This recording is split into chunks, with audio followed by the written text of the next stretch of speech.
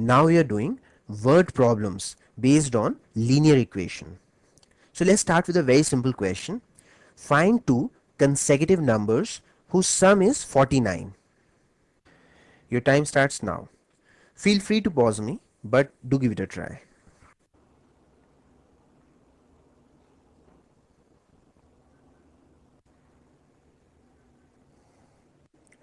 The correct answer is 24, 25. So did you get it right? To solve any word problem, we always start by assigning the variable x. So let the first number be x.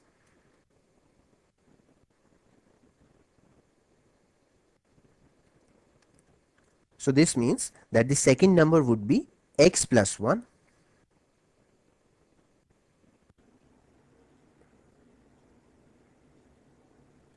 Isn't it? That is how we translate the English word consecutive into mathematics. Consecutive means one after the other. Let's say if one number is 7, then the other number would be 7 plus 1, that is 8. So that is why we put plus 1. So according to this question, the sum of x and x plus 1 should be 49. X plus 1 is equal to 49. Now what we have got here is a very simple linear equation, and you're already an expert of solving linear equations.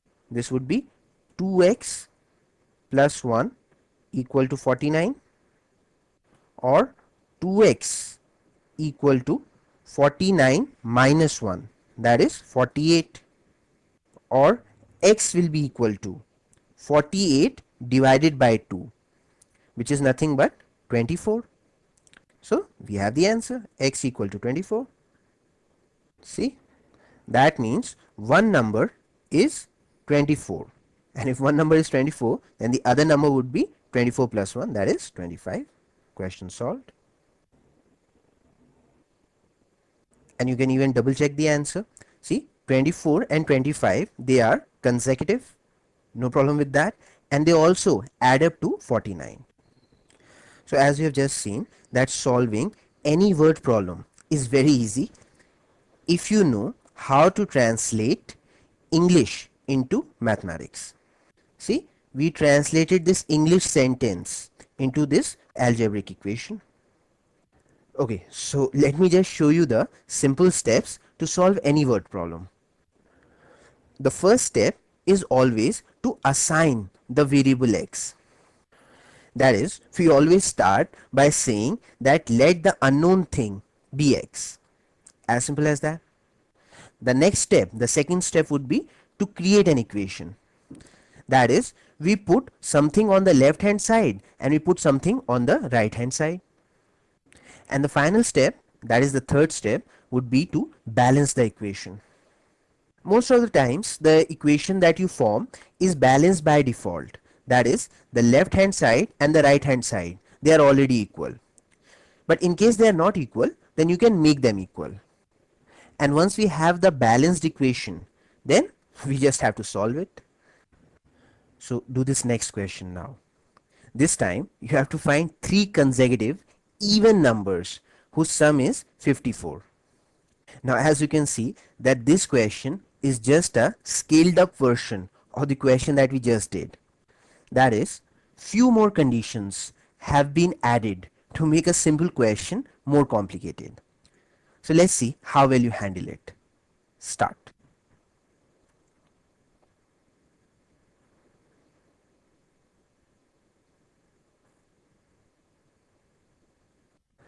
Those three numbers are 16, 18 and 20. So did you get them? Alright. So now let me put down the steps for you. So the first step to solve any word problem is to assign the variable x. This is the first step.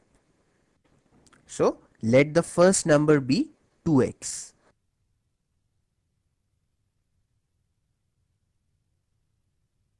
Now in case you're wondering, why did I put 2x and not just x? The reason is that because I had to translate this word even numbers into mathematics.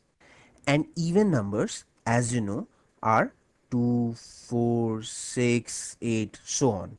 Basically, they are all multiples of 2. So we simply multiply by 2. See? Now, if the first number is 2x, then can you tell me what would the second number be? Yes, absolutely correct. It would be 2x plus 2.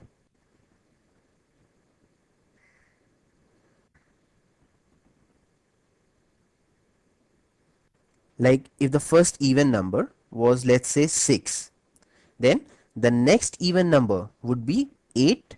Now, how do we get 8? By adding 2 to the first number. And using the same logic, can you tell me what would the third number be? 10. And how do we get 10? By adding 4 to the first number. So the third number will be 2x plus 4. See, this is a very useful way of understanding the question better. That is, give yourself an example. Once you have an example in front of you, everything just falls into its place. You will never make a mistake.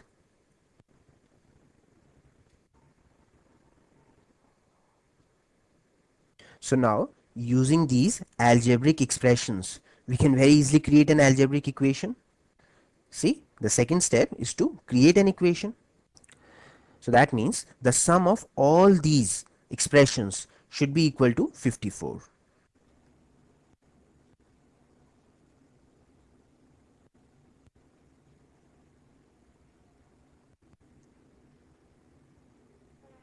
And since this equation is already balanced, so you just have to solve it. So now tell me the answer.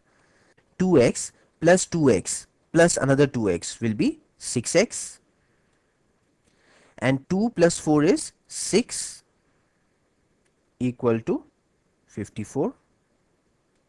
So this means 6x will be equal to 54 minus 6. Isn't it? When this plus 6 comes to this side, it will become minus 6. So 54 minus 6 will be 48. Also take this 6 to the other side. So we would get 48 divided by 6. And since 6 8 times is 48, so x is equal to 8. So this means our first number would be 16. Isn't it? 2 times 8 is 16. And the second even number would be 18. And the third one would be, right, 20. Question solved.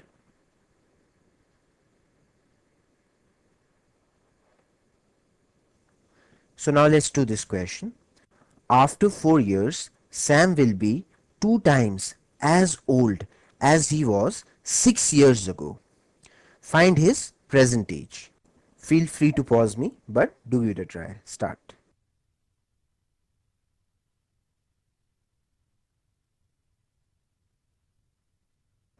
So now I'll do it. After 4 years means x plus 4. Sam will be